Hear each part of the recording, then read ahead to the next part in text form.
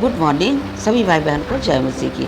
आइए हम आज के दिन की शुरुआत परमेश्वर के एक महत्वपूर्ण वचन से करते हैं। वचन है मत्ती 25 का 1 से 4 तक। यहाँ इस तरह लिखा हुआ है, तब स्वर्ग का राज उन 10 कुंवारियों के समान होगा जो अपनी मसाले लेकर दूल्हे से भेंट करने को निकली। उनमें 5 मूर्ख और 5 समझदार थे। मूर्खों ने अपनी मसाले तो ली परंतु अपने साथ तेल नहीं लिया, परंतु समझदारों ने अपनी मसालों के साथ अपनी कुप्पियों में तेल भी भर लिया। वास्तव में यह जब हम कलीसिया जाते हैं, चर्च जाते हैं, तो ये वहाँ का चित्रण है कि बहुत सारी भीड़ वहाँ आती है। हम परमेश्वर के वचन को सुनते हैं, उस पर चलने का प्रयास करते हैं, मगर यहाँ लिखा हुआ है कि जो लोग उसमें कुछ लोग ऐसे होते हैं जो संपूर्ण रूप से परमेश्वर के वचन पर चलते हैं, अपने जीवन को बदलते हैं, और कुछ लोग अपने जीवन को बदलते नहीं हैं। जो जीवन को बदल लेते हैं उन्हें समझदार कहा गया है, जो जीवन को नहीं बदलते उन्हें मूर्ख कहा गया है। हम अभी भी यदि चर्च जाते हैं और पुरानी बातों को लेकर चलते हैं, किसी को क्षमा नहीं करते, द्वेष रखते हैं, ईर्ष्या रखते हैं, जलन रखते हैं, तो फिर हमारे जीवन में पवित्र आत्मा नहीं है। क्योंकि यहाँ जो कुप्पी का तेल है वो पवित्र आत्मा के बारे में बताता है, और वचन कहता है कि जब तुम बुरे होकर अपने बच्चों को अच्छी वस्तुएं देना चाहते हो तो पिता परमेश्वर तुम्हें पवित्र आत्मा क्यों नहीं देगा। हमें अपने जीवन में पवित्र आत्मा का आदर करना है, पवित्र आत्मा मांगना है, और पवित्र आत्मा की शक्ति और सामर्थ्य से भरकर हमको अपने जीवन को व्यतीत करना है। क्योंकि बिना पवित्र आत्मा के जो 5 कुंवारियाँ थीं, उन्हें कहा गया है वो नासमझ थी, वो बिना पवित्र आत्मा के थी। उनकी कुप्पी में तेल नहीं था।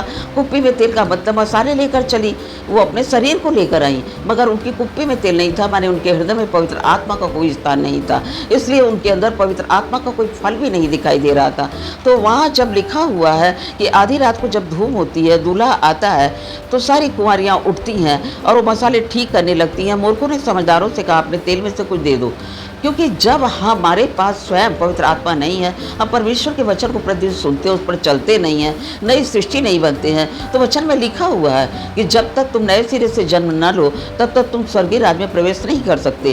तो यहाँ दूल्हा आ गया है, दुल्हन मिलने निकल गई हैं, मगर उनके पास पवित्र आत्मा नहीं है। प्रकाशित वाक्य में यह कहा गया पवित्र आत्मा को कि यह एक तरह से जिस तरह ये आपके जीवन में छाप है, जिस तरह आप पिक्चर जाते हैं तो बिना टिकट के आपको एंट्री नहीं दिया जाता, उसी तरह स्वर्गीय राज्य में एंट्री करने के लिए, स्वर्गीय राज प्राप्त करने के लिए, उद्धार प्राप्त करने के लिए हमारे अंदर भी पवित्र आत्मा का होना बहुत जरूरी है। क्योंकि वचन कहता है कि जो परमेश्वर हमको पवित्र आत्मा देता है उसकी शक्ति और सामर्थ्य से हम सब कुछ कर सकते हैं। तो यदि हम चाहे 10 साल के विश्वासी हों, 20 साल के हों, 2, 4, 6 साल के हों, यदि हमने अपने जीवन को नहीं बदला है तो हम 5 मूर्खों में आते हैं। हमने पवित्र आत्मा नहीं पाई है तो हम उन 5 मूर्खों में आते हैं। यदि हम चर्च जाते हैं, वचन को सुनते हैं, उस पर चलने की कोशिश करते हैं, लोगों को गलतियों को क्षमा करते हैं, पाप करना छोड़ देते हैं, प्रायश्चित करते हैं, परमेश्वर के सम्मुख अपने आप को रख के क्षमा मांगते हैं, तो आज भी वह विश्वास योग्य और धर्मी है। वह हमारे पापों को क्षमा करने में विश्वास योग्य और धर्मी है। तो हम देखते हैं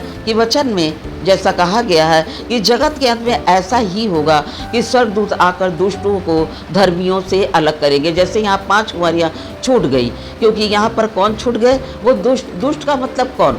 जब हम परमेश्वर को नहीं जानते, पवित्र आत्मा को नहीं जानते, परमेश्वर के वचनों में नहीं चलते, तो हम दुष्टों की श्रेणी में आते हैं। तो जो 5 थी उनके लिए लिखा है, और उन्हें आग के कुंड में डाला गया जहाँ रोना और दांत का पीसना था।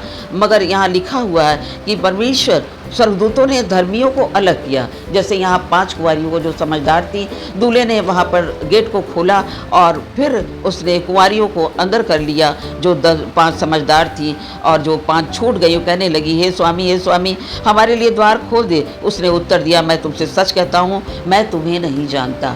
ऐसा हमारे जीवन में ना आए। तो इस वचन के द्वारा यदि परमेश्वर आपसे बातें कर रहा है तो वचन कहता है यदि आज उसकी आवाज़ सुनो तो अपने हृदय को कठोर मत करना। अपने हृदय को खोलिए, परमेश्वर के समक्ष घुटनों में आइए, पवित्र आत्मा को मांगिए, अपने पुराने जीवन को, पुराने कार्यों को छोड़ दीजिए और परमेश्वर की इच्छा अनुसार चलिए, ताकि हम उन मूर्खों वाली श्रेणी में ना आने पाएँ, बल्कि हम समझदार कुंवारियों की श्रेणी में आने पाएँ, और परमेश्वर ने जो हमें देने का अनंत जीवन का वादा किया है उस अनंत जीवन को हम प्राप्त करें। तो परमेश्वर इस वचन के द्वारा आप लोगों से वो बहुत से आशीष दे। सबको जय मसीह।